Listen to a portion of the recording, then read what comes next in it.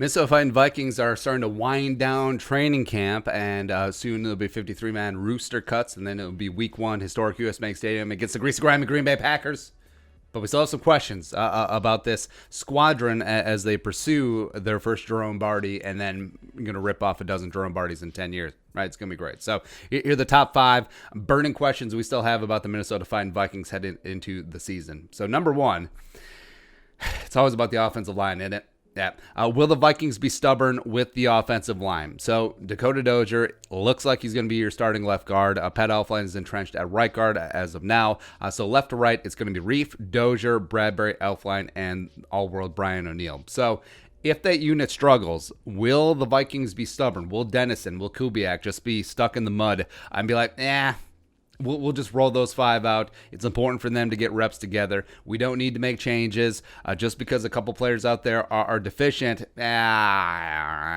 And also, if the Vikings get off to a slow start, could that hamper the season? Could that put them behind the 8 ball, and then all of a sudden the season goes to poo because the offensive line, everything starts and ends with them, because as the offensive line goes, so does Kirk Cousins. As the offensive line goes, so does DALVIN Cook. As the offense goes, so do the Vikings, especially early in the season when that defense is starting to get their legs under them as well. So, I mean, what's going to happen? If Dakota Dozier struggles, if Pat Elflein struggles, will Aviante Collins get in there? Will Drew Samia, Oli Udo get a crack at guard? Will rookie second-round pick Ezra Cleveland get involved somehow? Will the much-fabled Cleveland at left tackle, Reef at left guard really go down? Is Josh Klein going to be still in the mix? Rick calls him up on his jitterbug. Hey, Josh, we need you. Or they put out the Josh Klein symbol, like the Batman sign. Just get after it. So I get it. If the Vikings offensive line starts out slow, I'm all for, I get, getting your lumps in, getting some reps in, going through some growing pains to try and get some chemistry going. But if it ain't working, it ain't working. And they shouldn't hesitate to try and fix it. Next up, question number 2, other side of the trenches. What's happening with the Vikings defensive line? So, of course, the elephant in the room is the Danielle Hunter tweak. Misses 10th practice in a row. So what's going to happen there if Danielle misses time or is even limited?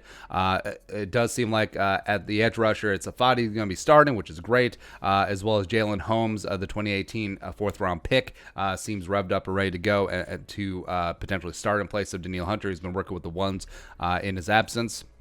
And then beyond that, Cheeseburger Eddie Yarbrough coming over from Buffalo, as well as Anthony Never Settle Zettel working his way in. And will they get anything out of Holmes, or not Holmes, but Wanham, James Lynch, potentially? I don't know. There are a lot of question marks there, because even at its best, if you take Danielle Hunter from that mix, there's a lot of questions. Because Afadi, stud last year, can he handle it as a full 16-game starter, as well as Jalen Holmes actually getting into the spotlight for the first time in his career? What's going to happen? Do you have some questions? Kind of wish they re-signed Everson, but yeah. And then also defensive tackle. It does seem like the Vikings will go 3 deep initially at defensive tackle. Shamar Stephen will be your starting nose tackle. Jaleel Johnson will working at 3-tech and nose tackle. Armon Watts will working at 3-tech and nose tackle. And then also potentially sprinkle in a little bit of Hercules Mataafa as well. Next up, question number 3 about the Minnesota Fighting Vikings. So what's the deal with the linebacker gong show? What is going on there? So you brought in Quentin Pauling, then you cut him, and then Hardy Nickerson Jr., and now David Reese II, the UDFA out of Florida. So what's going on? What's happening back there? So the Vikings go 4 deep at linebacker right now. So you got Barr, Kendricks, Wilson, and Dye. Now, the Vikings have only carried 4 linebackers at times on the 53 before, and would they do it again? I wouldn't necessarily be shocked if they want to hang on to an extra offensive lineman or wide receiver or cornerback. But also, what's going on with Ben Gedeon's health? Zimmer was pretty rosy about it last week, even though he never talks about injuries, but no movement there as of yet, as well as why do you continue to bring in guys to supplement that linebacker depth? Are you not sold on Jordan Fair or Blake Lynch, the 2 UDFA linebackers? So what is happening? As well as if you do carry multiple linebackers, potentially 5 or 6, does that mean that Anthony Barr is going to get more involved working as an edge rusher? What's going to happen? All right, so there's a lot of things up in the air, especially since Dom Capers hinted, it's going to be a multiple front. Lots of different looks going on. All right. Question number 4 for the Minnesota Fighting Vikings.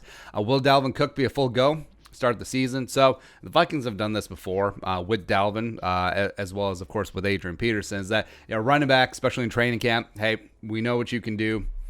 Yeah, let's you just keep a little bit of mileage off those tires. So you just wait. But initially the talk was, well, the Vikings are holding DALVIN out of drills until they get a contract done. But then contract talks broke off, and DALVIN has been getting some work with the ones, but not all of the work for sure. So are they just going down this continual running back training camp pattern, or are they legit concerned about his durability? Will he be 100% to go for the season? And 100%, I don't mean health, but 100% integrated into this offense. Like, will there be a timeshare with Madison to start? Will Dalvin be on de facto pitch count?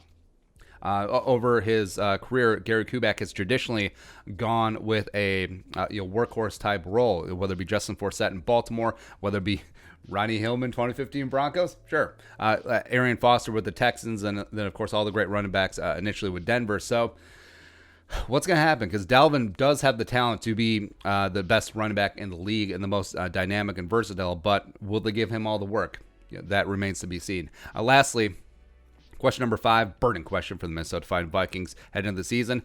Who gets the reps of wide receiver? So Thielen's obviously going to be the alpha dog out there, the wide receiver one, and I think that he's ready to go, full chip on his shoulder. Let's get it on 19. But then, what's going to happen at the wide receiver 2? How are they going to deploy Justin Jefferson, Olabisi Johnson? Nice thing is that all the top 3 receivers know all the receiver spots. They can play X, they can play Z, they can play in the slot, they can do whatever. Also, what's going to happen to that much ballyhooed wide receiver 4 spot? Because Kubiak said he would like to integrate and go 4 deep at wide receiver. So is it going to be Tajay Sharp finally starting to make a little bit of waves? Is it going to be Chad Beebe, who was initially working with the ones before Jefferson rose up? Will it be KJ Osborne? That's just the U being the U. What about Alexander Hollins, second-year UDFA, that's really impressing the coaching staff? So what's going to happen there?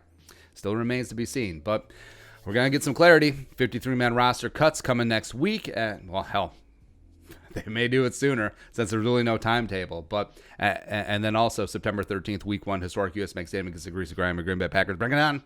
Bring it on. So what are your questions? Let us know in the comment section below. Subscribe for daily Vikings takes. Want to support that work? Pull something to Venmo. But until next time, Skull, production value.